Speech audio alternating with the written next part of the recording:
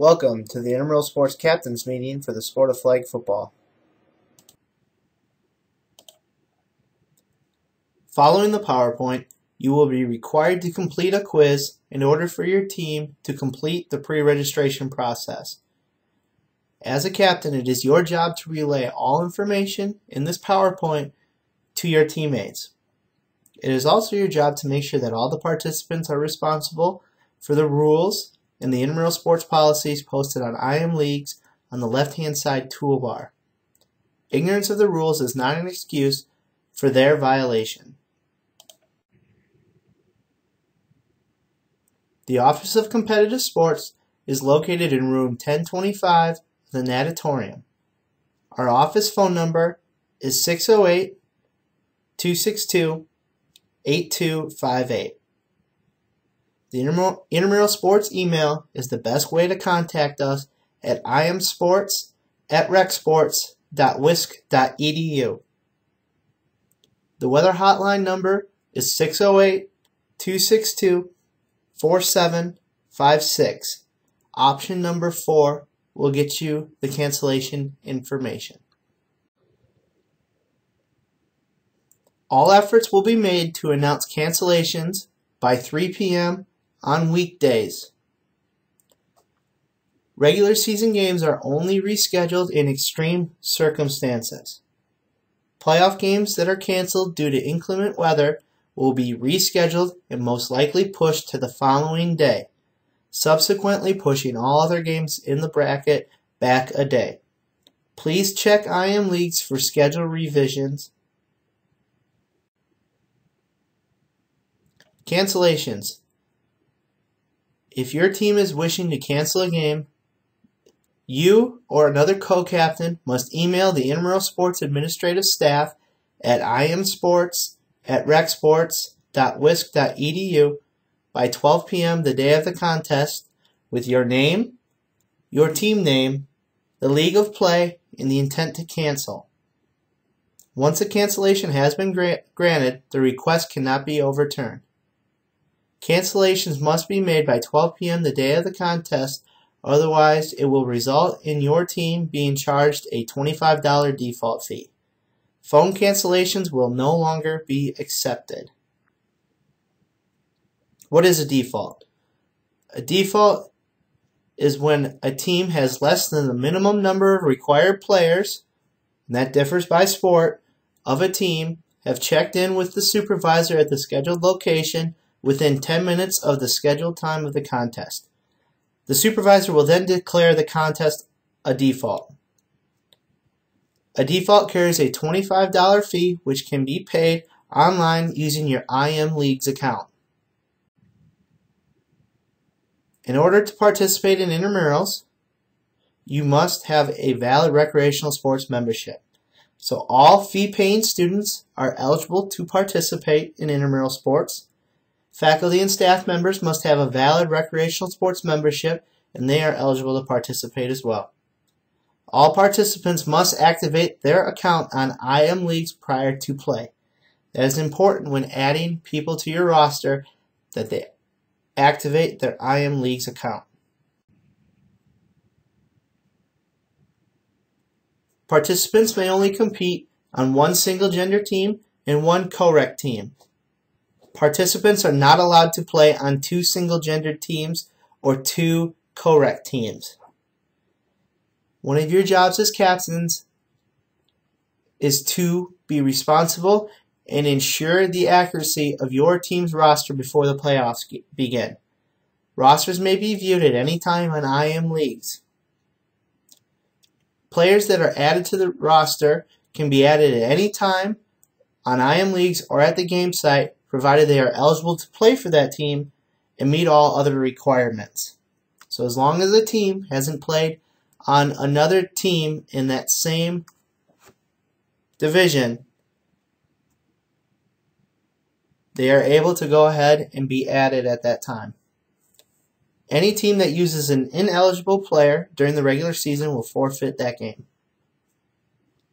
Any team that uses an ineligible player during the playoffs will forfeit that game and will be immediately dropped from further competition. All participants must have a valid UWID card or recreational sports membership card that swipes into Fusion. If you or a participant forgets their UWID card, they can still gain access by using a courtesy pass, as long as they have another valid photo ID or have a picture in Fusion. If their picture is in Fusion, they have a driver's license, a passport, or any other government-issued photo ID, they will go ahead and get a courtesy pass. Courtesy passes may be issued up to 6 times per semester for participants. This includes entries into facilities, and numbers are reset at the beginning of every semester. So if you were checking into the natatorium to play basketball for intramural sports, that would count as 2 courtesy passes, one to get into the natatorium and one more to participate in the program. The following slide is a breakdown of our sportsmanship rating. Remember that sportsmanship ratings are affected by a team's, participants, and spectators' conduct before, during, and after a contest.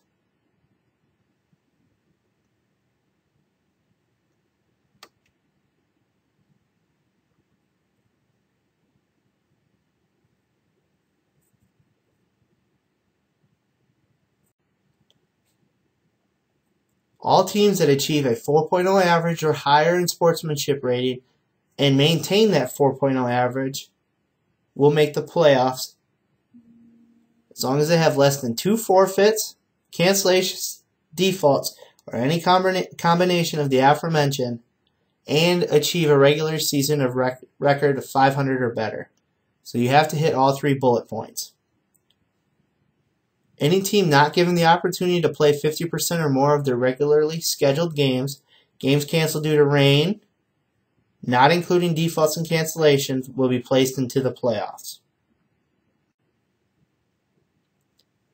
The day following the end of the regular season, a blank bracket will be posted on the IM League's website. Teams will be ranked by their winning percentage, with the tiebreaker being accumulated sportsmanship points. Further ties will be broken randomly by the system. Starting at 5 p.m., teams will then have the option to go ahead and select their position on the bracket based on their rank. Each team will be given a specific time when they are allowed to select their spot. It is important to focus on your team's best available days and times to play throughout the playoffs more than the competition level. Please pick days that you can play. If a qualifying team misses their designated slot time, they can jump into the order where it stands and select at that time. Qualifying teams that fail to select their spot in the draft prior to its conclusion will be randomly assigned to an open spot by the league coordinator. Reschedules. Regular season games will not be rescheduled. Playoff games will only be rescheduled due to conflict with other intramural sports activities and academic conflicts such as classes, labs, and exams that result in a team not having the minimum number required to start the game. Teams wishing to request a game be rescheduled must submit a reschedule request form located on the Rec Sports website under the Intramural Sports tab by 12 p.m. the business day prior to the game. Proof of conflicts must be uploaded into the form located on the website.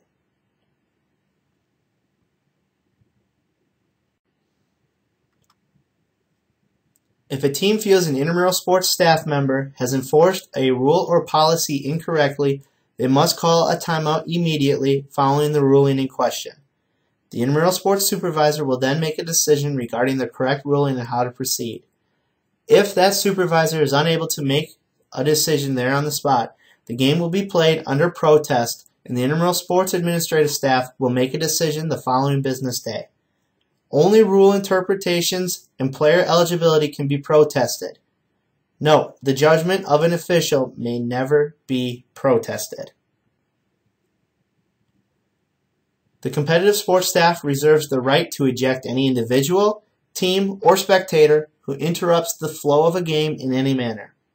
Players may be ejected before, during, and after any contest and by any Rec Sports staff member.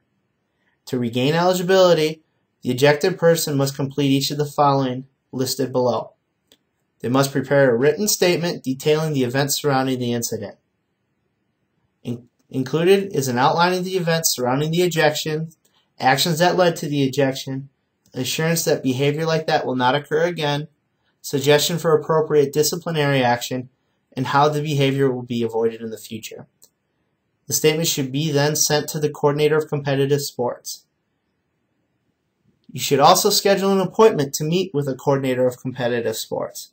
Our contact information can be found on the Rec Sports website.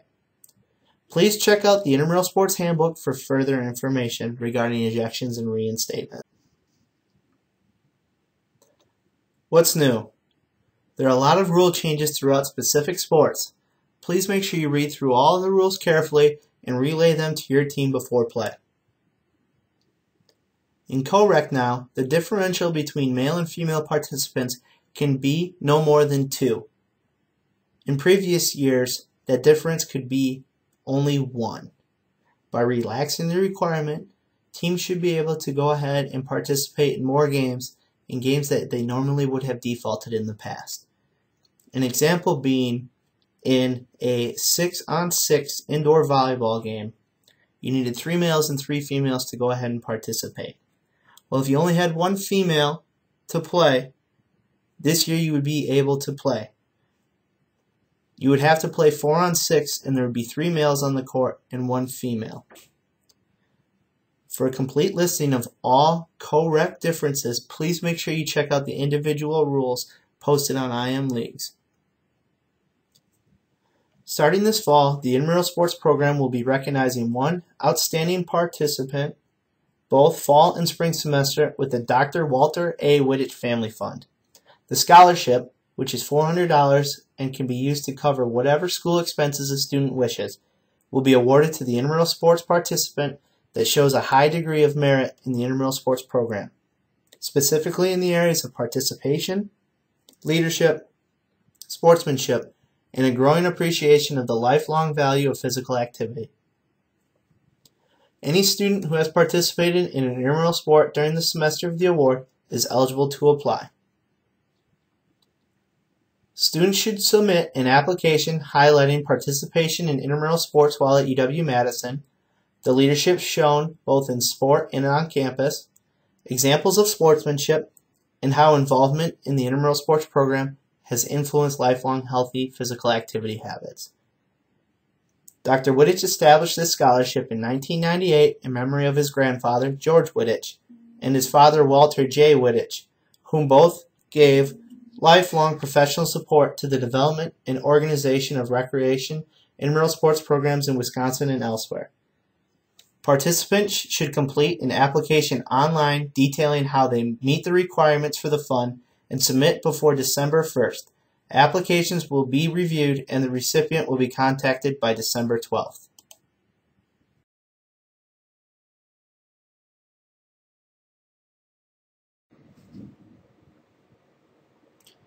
Team composition. For men's and women's leagues, maximum of 7 players on the field at a time. In co-rec, you can have up to 8 players on the field, 4 men and 4 women. Minimum, men's and women's 5 players on the field. In co-rec, 6 players on the field. The difference between male and female players cannot be greater than 2. Teams may provide their own football. The chart below shows what footballs are legal in which leagues. Flag belts will be provided and are the only flag belts that are to be permitted for use during play. They vary in different sizes. Teams must also be wearing the same color as designated by their teams on IM Leagues. Pennies will be available for checkout when teams are wearing like colors from the towel room.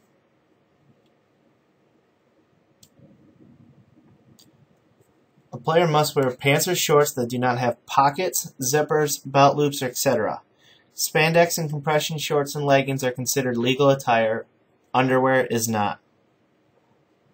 A matching team jersey, tucked in or cut 4 inches above the belt, is required. Shoes and cleats. No metal-tipped baseball and track cleats. They must be able to be removed for them to be legal. And then flag belts are always required. A penalty for failure to wear the equipment is a 5-yard penalty, and players will not be allowed to participate until they are legal.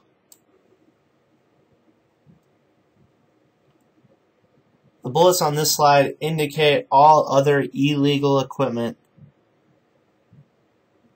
for intramural flag football.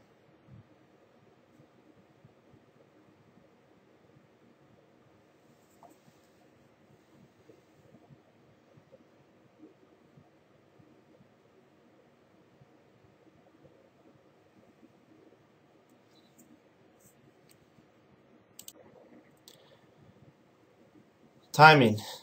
There are two 20-minute halves. The clock will run continuously until the last 2 minutes in the second half, unless we have stoppages for timeouts by the team or for officials' timeouts.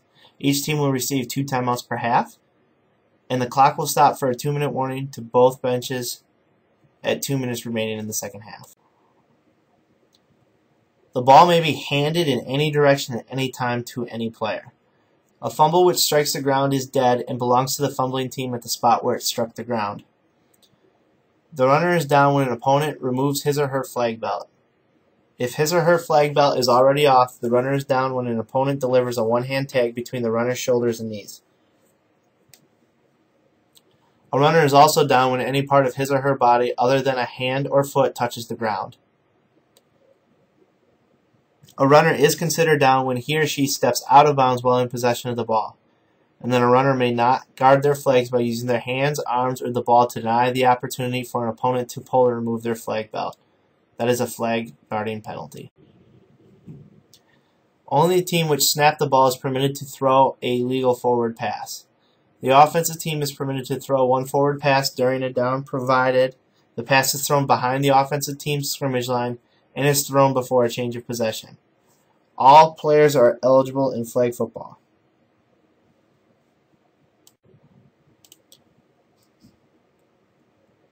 A punt is only legal when it has been declared by the offense.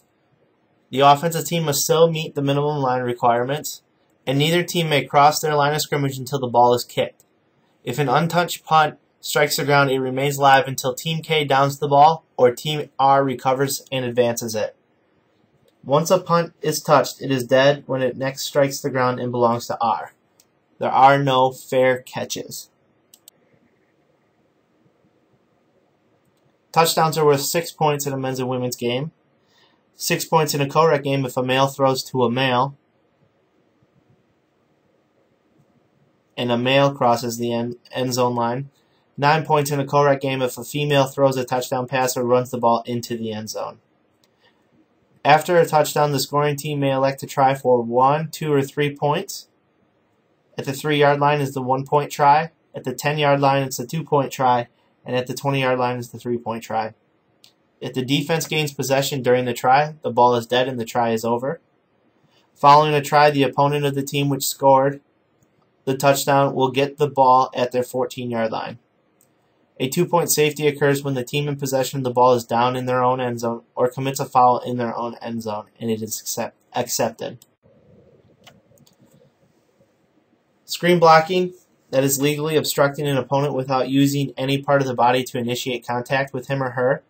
It's very similar to setting a screen in basketball. That is what is considered a legal screen block. Defensive players must go around the offensive player's screen block. The arms and hands may not be used as a wedge to contact the opponent. This call is considered a judgment call and is very similar to a block charge foul in basketball. Any use of hands, arms, elbows, legs, or body to initiate contact during an offensive player's screen block is illegal.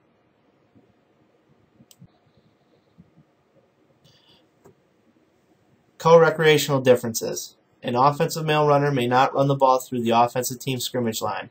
This restriction ends after the ball has been beyond the offense's scrimmage line during a female player's run after a change of possession.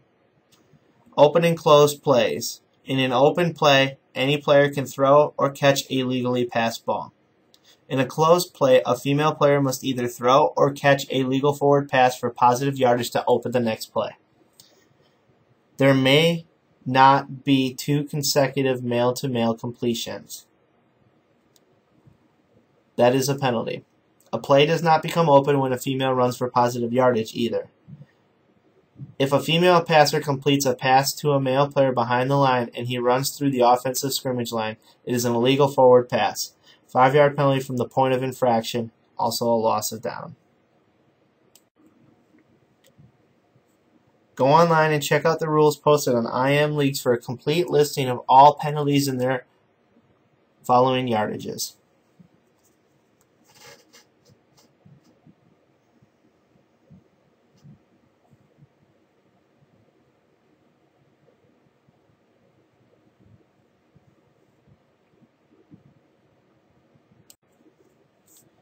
Players who receive 2 unsportsmanlike conduct penalties in one game will be ejected from that game. And teams that receive 3 or more unsportsmanlike conduct penalties collectively in a game will have their game immediately forfeited to their opponents and must have a reinstatement meeting with a coordinator of competitive sports. The captain's quiz found on IM Leagues must be completed with a score of 80% or higher before a team can be created. Best of luck this upcoming season.